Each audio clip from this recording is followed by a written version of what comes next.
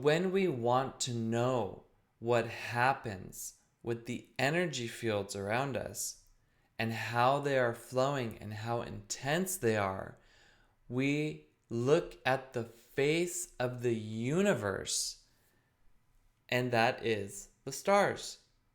To see what is the code, what is the sequence of archetypes, what's going on. So we look at the position from our perspective on Earth, and we see that this is the display of the source.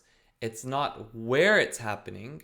First sentence of Zodiac Hacks is, after throughout your notions of cause and effect, it's like the stars aren't doing anything. They're only displaying. That's not where it's happening.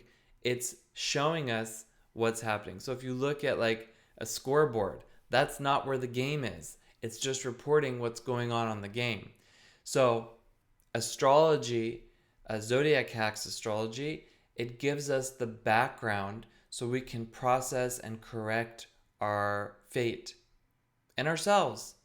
And the forces around us, which is very much influenced by the energy of Taurus, they force us to change.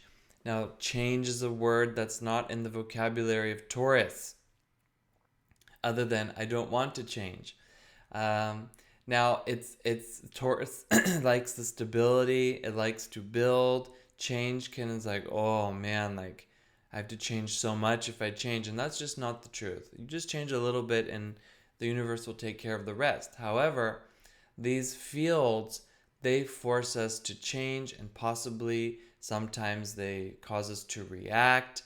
And what's amazing about these fields and within the context of change is that because they force us to change, they force us to hopefully stay awake, to not fall asleep, to not go into like amnesia, and to check out.